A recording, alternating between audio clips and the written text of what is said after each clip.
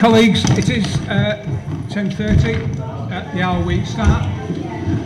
So the Deputy Leader is ready. Right, thank you. Just to explain, we've got our normal Cabinet meeting today. What I'll do when I ask people to speak on any individual item on the agenda, I'll ask them to say who they are so that members of the public who are here and indeed people who might be watching know who's who. We do have some members of the public here, so welcome to you. We're really pleased to see you here today. The agenda is quite a light agenda today, so once we've finished, it's then open to the public to ask us questions on anything you want, ranging from Brexit to, well, anything you want. Anything that's even worse than Brexit, if you can think of anything. So please feel free to ask us any question. We'll try and answer every question that you raise here today from the appropriate Cabinet member. Any questions that are so technical that we can't answer, we'll take your contact details and we'll be in touch with you with a detailed answer if that's okay. But we'll do our best to try and answer everything today. So that takes us on to the formal agenda. I think you've got copies. There were some on the side there, so you can follow what we're doing. Apologies for absence. Our Chief Executive, Miriam McRae, sends her apologies. She is away today. Agenda item 2 is to approve the minutes of the meeting on the 9th of July. Can they be agreed, please? Agreed. Thank you. Chair's announcements. There is nothing to raise from me. And there are no urgent items today either. So, members' declaration of interest. Can I remind all members of Cabinet to declare both verbally and in writing any interest, any matter in which you have an interest that's on the agenda. And I don't think there's anything that's in private today. Everything is in public. So agenda item 6 does not apply.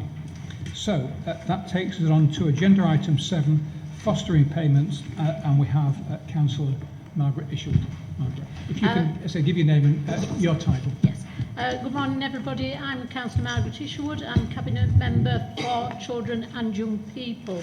I'm here this morning to propose the fostering payments, which is on agenda page.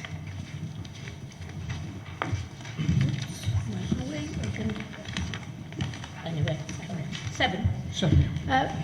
The reason we're proposing this Cabinet is when children, for whatever reason, cannot live with their own family, research shows that the best of alternative is another family placement. This invariably involves foster carers for most of our looked after children.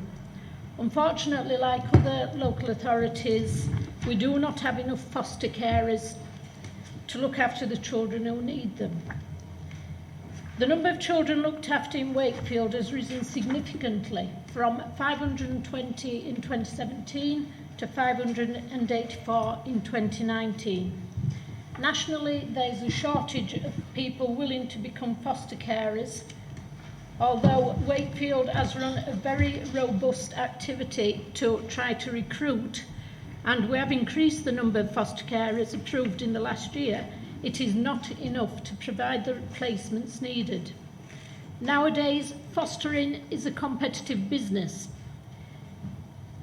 I find that unfortunate that we're putting a price on children's lives in that way, but it is the way of the world nowadays.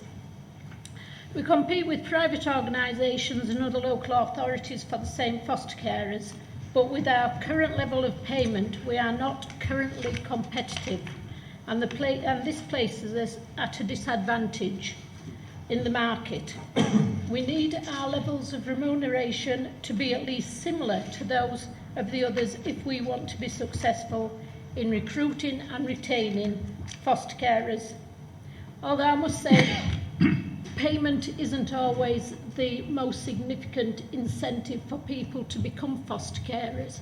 They do it for far better reasons than that, but I believe we do need to move into the same area as the other organisations.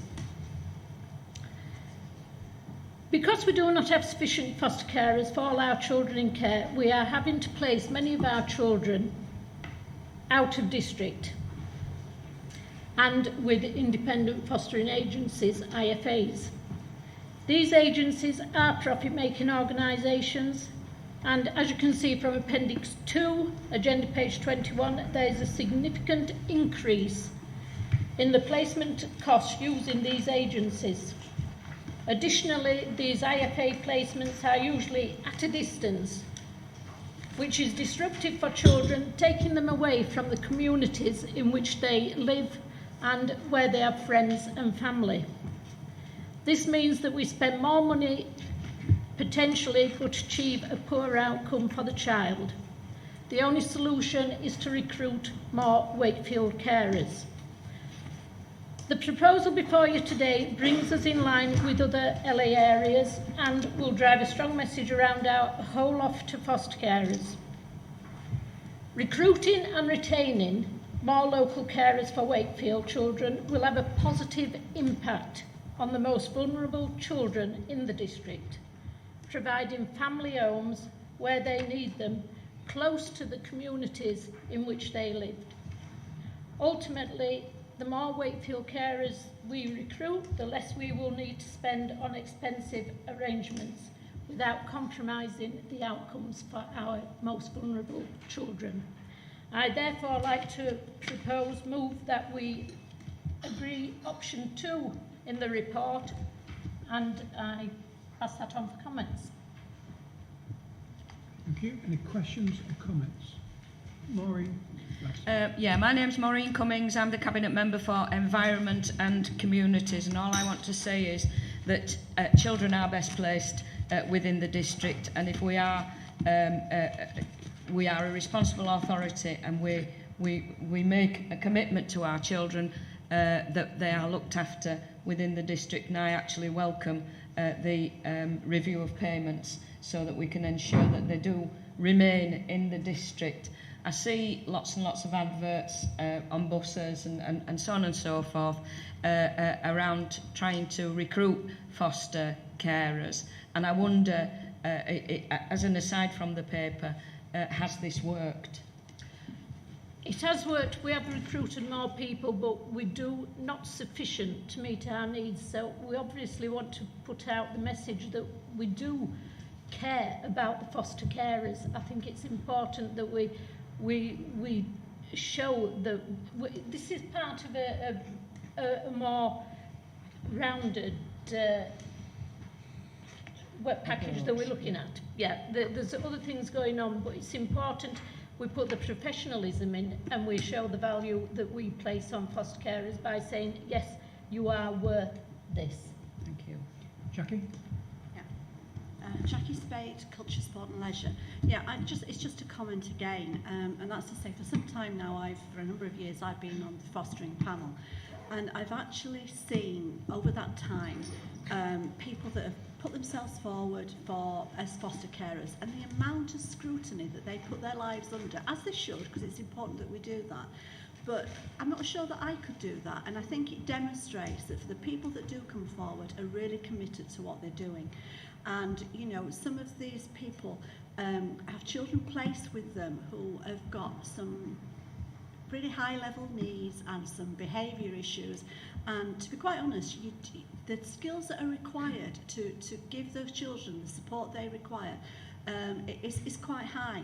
And I actually think that the allowances, the payments, are absolutely needed to recognise what people are doing. Most of them, as you say, are doing it because they have a motivation to care for children.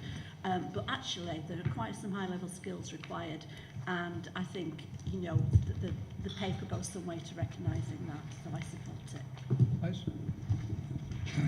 Councillor Les Shaw, Cabinet Member for Corporate Performance.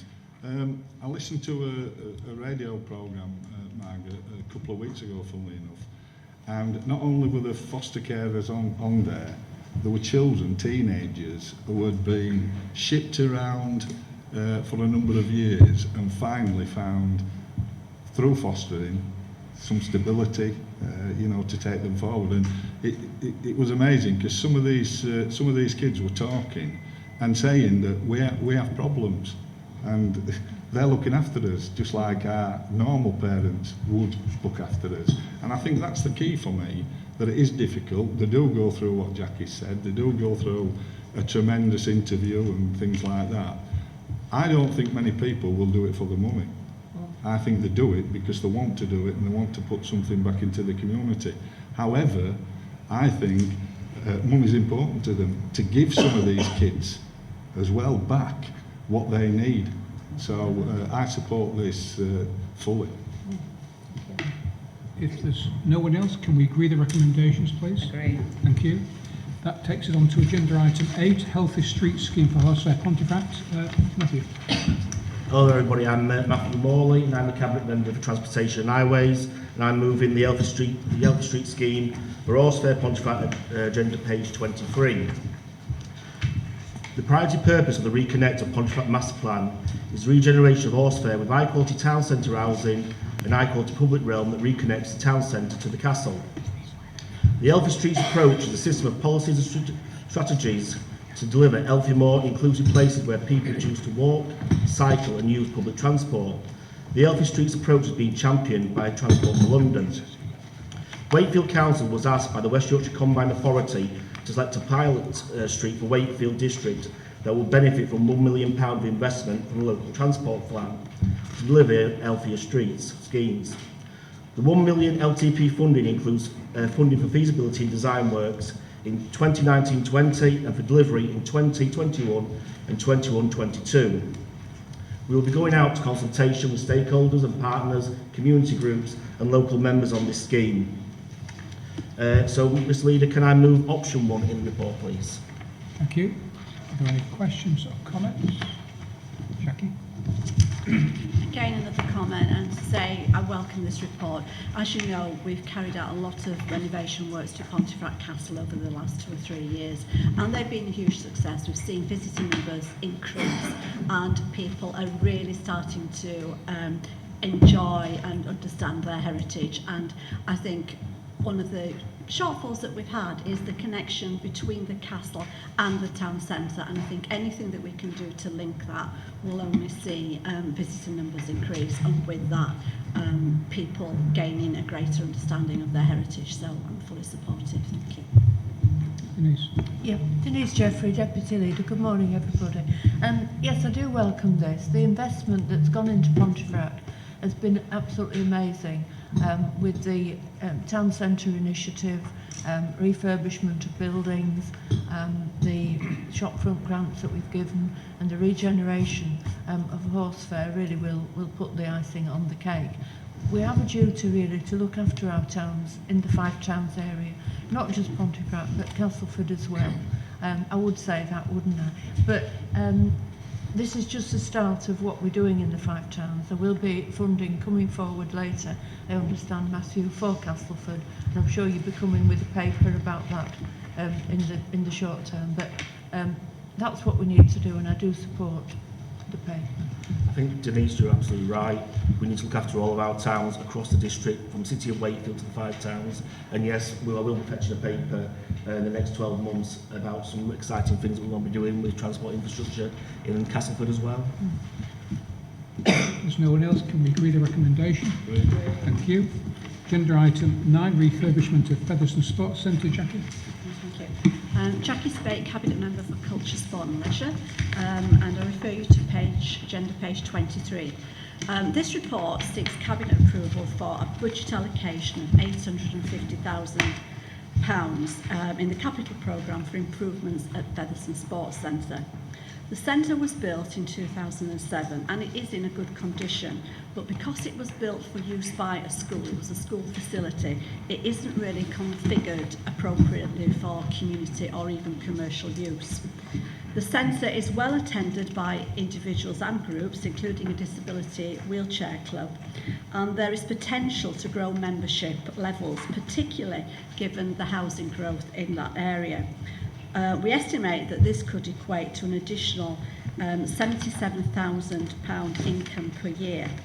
So the proposals include a modern gym provision, a health referral space, which isn't there at the moment, improved disability parking, a proper outdoor space that we can use, a new path, a safe emergency maintenance access to the rear, which will be required if the corporate landlord tenants sell the adjacent land, which I understand they are considering doing.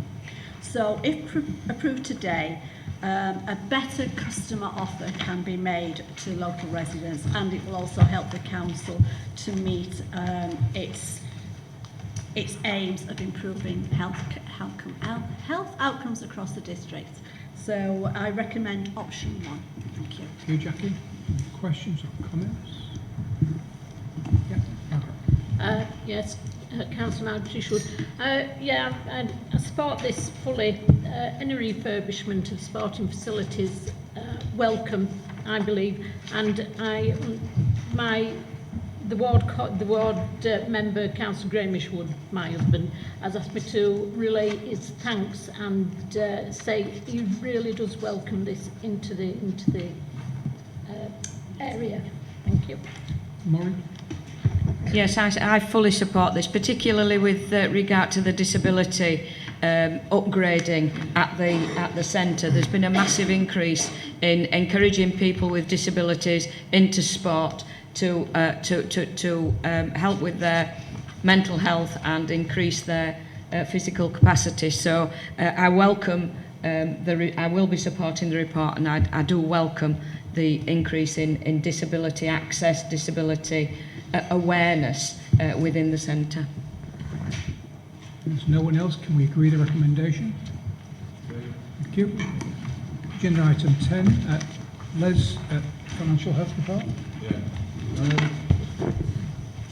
Draw people's attention to page 56 and the details under main issues. We can report a balanced budget of £17,000 underspent from a budget of £244.626 million. I'm being a little bit flippant there, in one sense. There's been a lot of good work by officers and members in all areas to deliver this report. However, I do want to point out that over the last 9 years, we've lost £198 million out of the budget. And to deliver the services that we're still doing, albeit there has been pressure on a lot of different communities, we understand that. When you're taking out 40% of your budget, I think is a good record. And I would thank officers, certainly, and I would thank all my fellow members, not only around this table, in all the wards, for all the work they're doing, promoting and actually coming back with good ideas. We hear, certainly from our colleagues in Westminster, we hear that austerity is over. Well, when they give us the 198 million back and we can start putting it back into communities, I believe that austerity is over. With that, Chair, Cabinet are asked to note a broadly balanced forecast revenue budget. Can we agree to note that, colleagues? Thank you. Agenda item 11, apprenticeship levy transfer. I'm Michael Graham, I'm Cabinet Member for Skills, Digital and Technology Capabilities. I'm asking Cabinet today to agree to the transfer of up to 25% of the apprenticeship levy. I'll just give a bit of background on the apprenticeship levy. In 2017, national apprenticeship reforms mean that any public body that has a payroll of £3 million or over have to pay in 0.5% of their total pay bill into this apprenticeship levy. And at the moment, the funds cannot be used to pay for apprenticeship wages. They have to be used to pay for the training.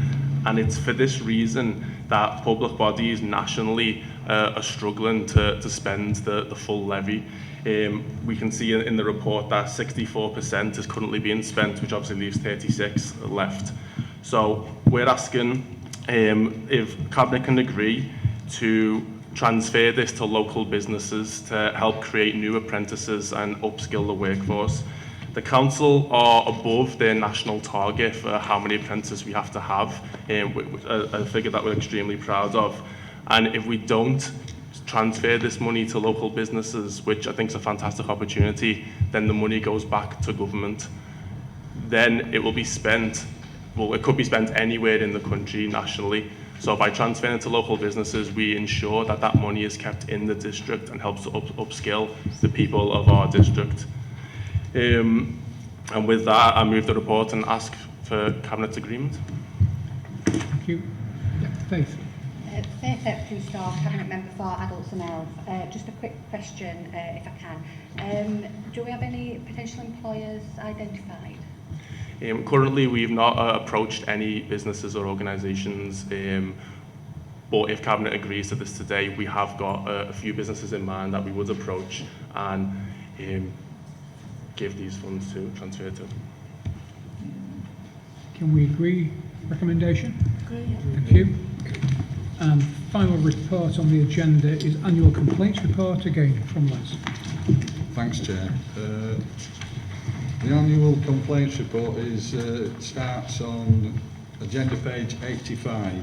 Unfortunately, there has been a rise of around about 8% in the number of complaints we've had for the previous year. Understanding some of the things that I was saying about the budget, you can probably understand that. Then in 4 specific areas, there are some other complaints around other areas, but the specific areas are around waste, highway maintenance, traffic management and planning application process. The real key about complaints is how we monitor them and what we learn from them. That's the real key. And complaints, they do provide an insight into what customers are thinking. And we've collected a number of points of data that certainly are on page 89. And we're also looking now on the My Account system. We've got a My Account system that not only allows people to go on digitally, as certainly Michael's talking about. What it does, you can track your complaint, or you can track not only a complaint, what's happening for when you've asked for something, which is good. 35,000 people have already signed up for that, and we're looking for more people to sign up to it. The real key about complaints as well, finally, Chair, is that what you do is when you get a complaint, you first of all apologise and then you deal with it. And I'm confident that that's what our team are doing on a regular basis. With that, Cabinet's asked to note the report and to note that a copy of this report will be sent to Standards Committee. Maureen. Yeah, I just want to say, do you think, and it's a question, do you think the introduction of My Account, which is now probably 12 to 18 months, that people are now becoming more and more aware that this is a way that they can actually, let's not say complain, but express their concerns about services, and do you think that's contributed to the increase? I do. I think it's contributed to the increase, and things like this, when you introduce new things, obviously more people use it. But I also think through the My Account system, we have to remember that not all people do want to use digital at this time, and so that's why we've still got all the other facilities as well, and we'll continue with that. So I think you're right, Maureen, it certainly does contribute to the rise, but it's also showing us where some of these areas are now, which is important. Anybody else? No? Can I just say what we should do? I mean, I agree with what you've said, Les. What we should do, though, is to make sure that next year's report actually references what we've done by way of learning. Yeah. Because if there are some lessons, we need to make sure that we've shown that we've learnt them. Yeah. It's no good saying we will. We've got to show, because there are some areas where it's gone up. So next year, we're going to try, if we can, from that learning to make sure it declines. And also, there's some areas where it's come down, Les, as well. It's not in this report. I know highways complaints have been coming down by 60%. You know, that's a massive decrease in last year. So we need to also celebrate where we have reduced complaints. That's a good point, Marshall. There is some fluctuation. Okay, so can we agree to note that report and deal with it in the way we've suggested? Okay, that concludes the formal agenda. So, it's now open to any of our visitors here this morning to raise anything that they'd like to raise. And we do have, in time-honored fashion, a roving microphone. Anyone else to raise anything? Yeah. Do you mind giving your name, if that's okay? Linda Flint. Linda Flint. I have the purple t-shirt on, but this is not about that. I was just wanting to know, I'm sorry about the names, etc., but the lady that was talking about fostering? Yes, thank you. You did mention about the difficulty in recruiting foster carers, etc.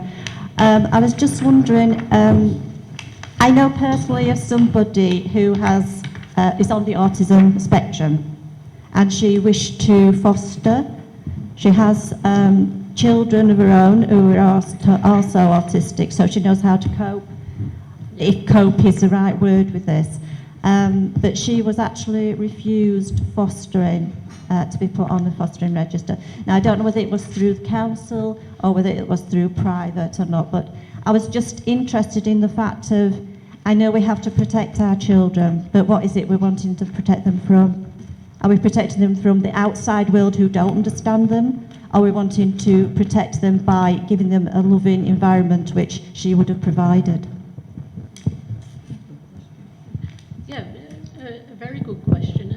I mean, obviously, anybody who applies, I don't know the details of the late, you don't know if she came through the Wakefield one, but anyone who applies goes through the fostering panel, and there's a criteria for that. I'm not fully cognizant with that. And Jack is on the fostering panel, so I don't know if she'd be able to enlighten you on that. But my personal view is that, yes, I have to agree that if you can provide a loving home, and actually that lady does have a certain talent, doesn't she? Because she is already coping with children with autism. And to me, that is already a skill. But I don't know, Jackie, what? Well, all I would say is that any person, certainly it comes up to the council for assessment, goes through a very, very rigorous assessment, and they're looking to all aspects of people's lives, your personal life, you know, your skills, your emotional ability to cope with things. It really is very, very rigorous. And I admire people who put themselves forward for it, because I've got quite a boring life, actually. There's nothing there for anybody to find anything out that would be exciting. But I don't think I could do that just on terms of that assessment. So I don't know about this particular case, but I suspect that that somewhere along there have been some questions that have been raised, and I have no idea what they may be. There may or may not be anything to do with their actual autism. It may be something else in there, so it's very difficult to comment on an individual case. But I would assure you that the assessment is very fair, and it's very, very thorough. And in that, it's always the interests of the children that are going to be fostered at the centre.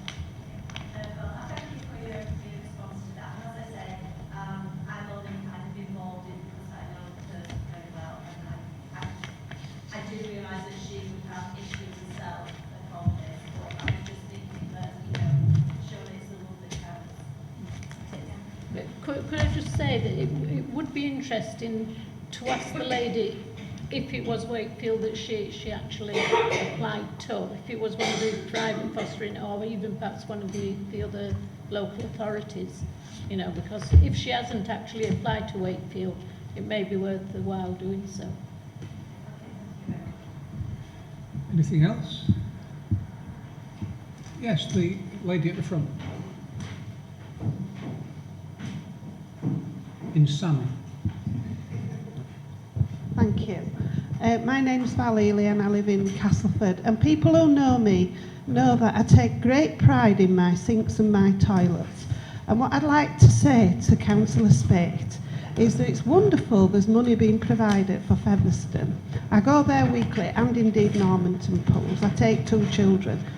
But seeing as I've got the opportunity to talk about this with the refurbishment that's going on, could something be done about the plumbing and the bathroom facilities in our local pools, because they are really, really bad. And I've spoken to the site management there several times, and they're really quite off-putting. So I'm sorry to bring up a mundane issue. Do you mean in terms of cleanliness? Yeah. I mean, we do live in an area where limescale is a real problem, and they're just so grimy and so unpleasant. And there's various taps and things like that that don't work, and it's just a regular problem. And I've noted it in the pools, in the places where you can write things down and talk to the staff. I've never felt the need to make a complaint about it. So I am presenting it as rather a mundane comment. But I hope that in the refurbishment something can be done to improve that and then maintain it. I will take that back and see Thank what you. we can do. Thank But you. I would also encourage you to make complaints Yeah. if you feel that things are not right, because Yeah. actually it's sometimes when complaints are registered and built up that people think, oh, yeah. But I will take that back. Thank you. I mean, if I could just say to people who are here today, one of the things that we are looking at, different councillors along with officer colleagues, is the question of enforcement. One of the main complaints that we get as elected members is about enforcement, and that is a whole range of issues. So we are looking at enforcement and what we can do, despite what Les has said about the financial situation we're in. Can we find from somewhere some extra resources to actually make sure we've got greater enforcement and more enforcement across a range of issues, both environmental and in terms of some of the planning issues that arise. So if anybody has any ideas about what you'd particularly like to see by way of enforcement, if you contact us, that would be really good. And you can either contact myself or Denise by email and just say these are the areas you'd like to see perhaps enforcement strengthened. That'd be really good, because we do hope to come forward either later this year or very early in the new year with a new enforcement policy. Just thought I'd mention that, as it's not on the agenda today, and I know it is something that people are concerned about.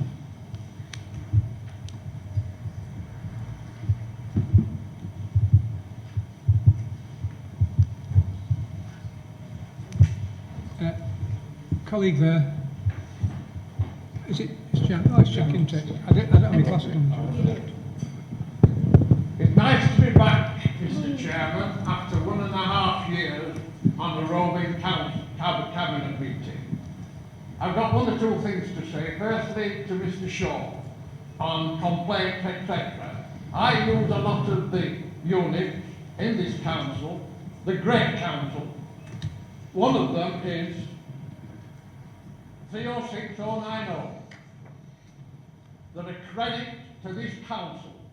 Courteous, helpful, kind and professional in their job.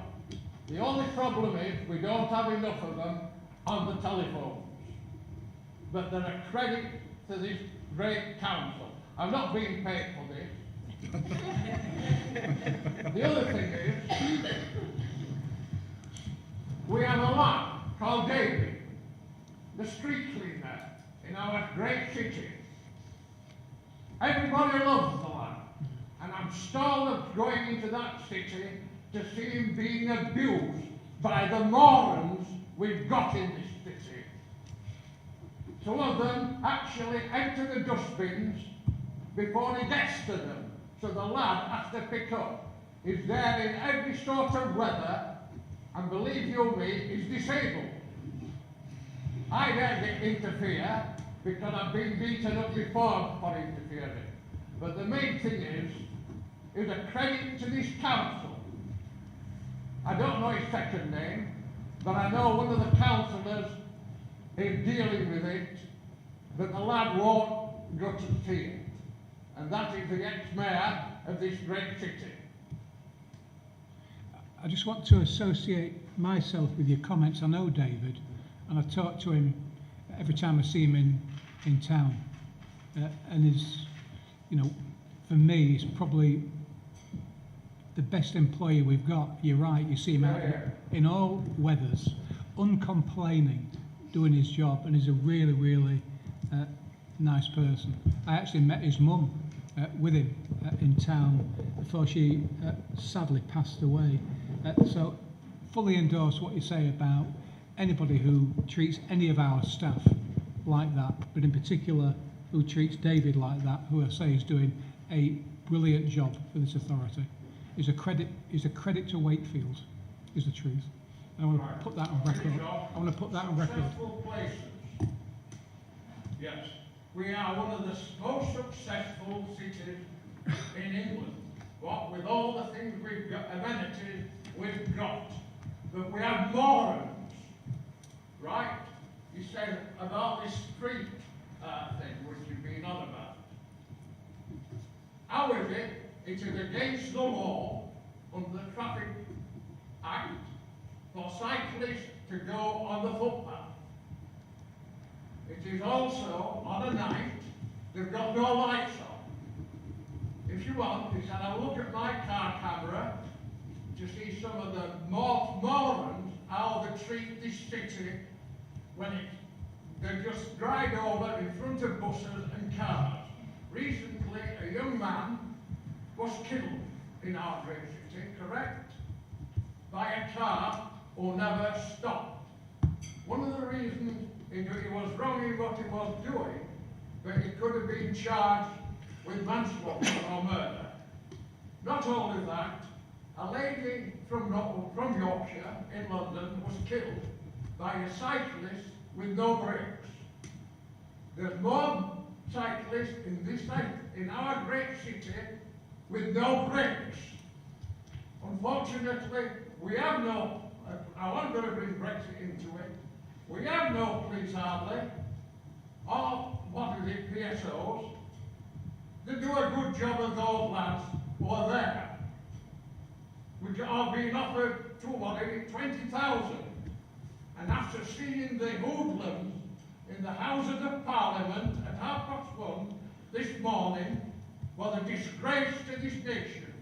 This is why a lot of citizens won't come to these meetings because they're fed up at politicians.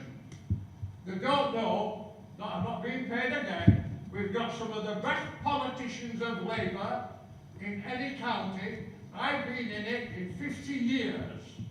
And believe you me, why don't we have a bylaw on the cyclists? We have cycling tracks, nobody uses them, and it's costing us money. Mrs. Cummings, in charge of communities, yes, she gives money out, all of you do, to the best people out, and they don't rob us.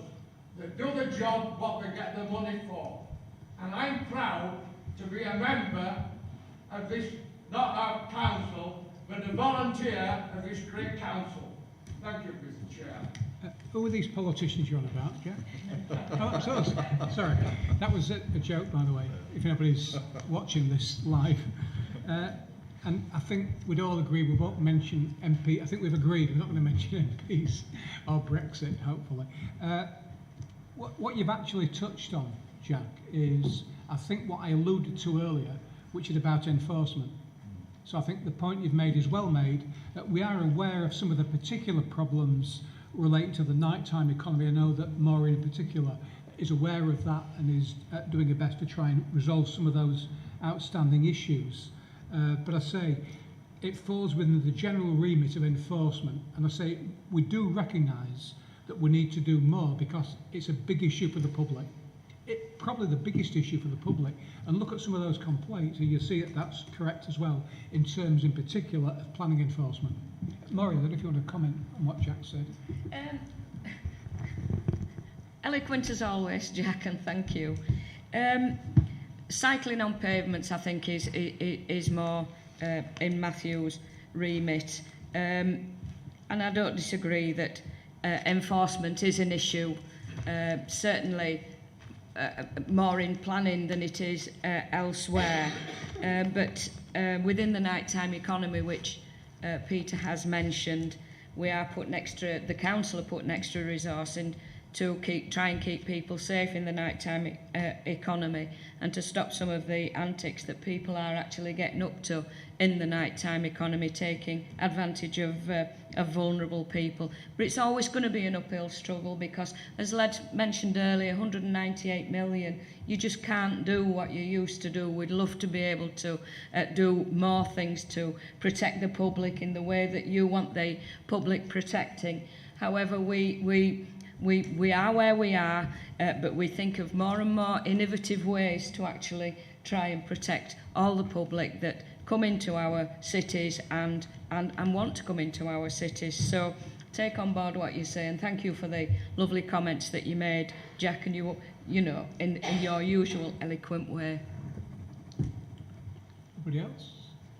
Yeah. Sorry, That's all right. I'll come back to you. Michael Dwyer. Can you tell me what's happening to that walkway in the Weldon Lane from Castleford? It's overgrown, nobody can walk up it. Which one's that? Sorry. The walkway. Start at Weldon Lane, you walk up by the river. It's overgrown, nobody can walk on it, it's a disgrace. And can you also tell me about Welldale Wheel, what's happening with that?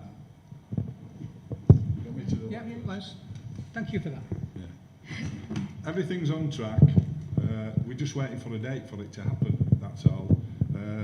I'm hoping that over the next couple of days I can put it out on Facebook, the date that they're all going to be put up, and it's imminent. I know it is because I was talking to officers yesterday. So within the next 2 or 3 days we'll put a date out there. I'm hoping that it's over the next couple of weeks. What about the walkway then? What's happening with the walkway? Maureen? If you walk down, nobody can walk on it, it's overgrown, beats are missing. I'm not from Castleford, so obviously I don't know where you mean, but one or two are from Castleford. Can I speak to you after about its location, and then we'll see if we can get something done about it. But I'll speak to you afterwards. I know where you mean. But on match day, I know. Yeah, I know. So you're walking on pavement, on roads as well.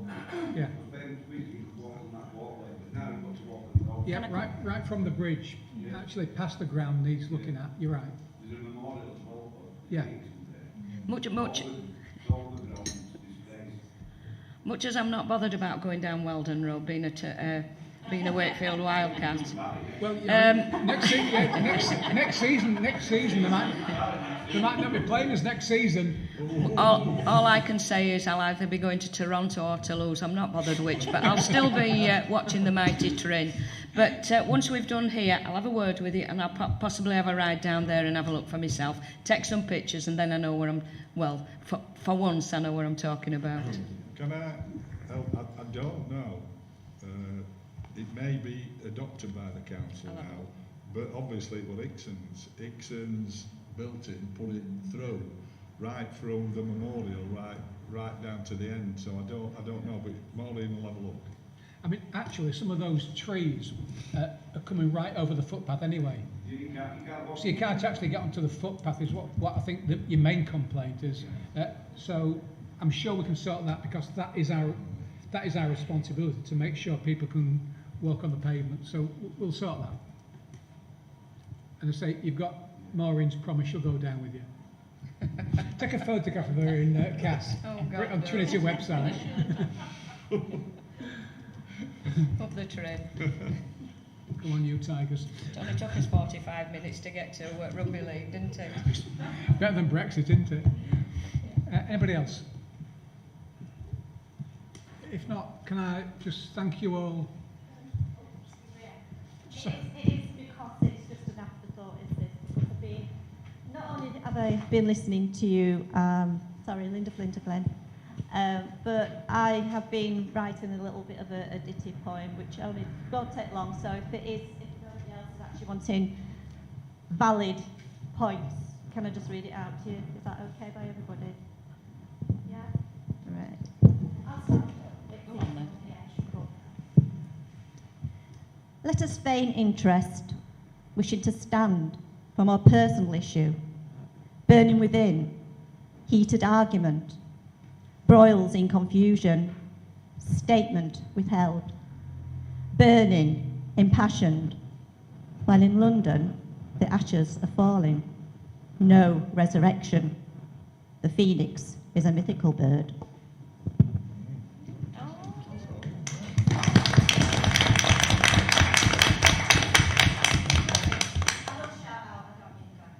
Because let's face it, we can be the sort of like local community, we can be part of society, we have all our councillors, we have our representatives here, we have media, but where does it all end?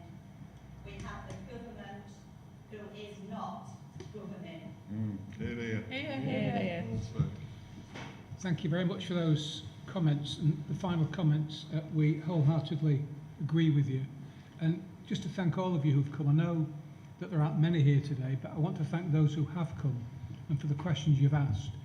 If you want to give us your email address, we can keep in touch with you. And please feel free to contact us either through the council or through your individual councillors in Castleford. That would be great. We like this idea of a dialogue. Any ideas you've got on enforcement, let us have them. And we promise you that they will be taken into consideration before our policy is launched, I say, later this year. So a big thank you to you, and you've articulated very well while we go on tour so we can hear your views. So a big thank you to you. And with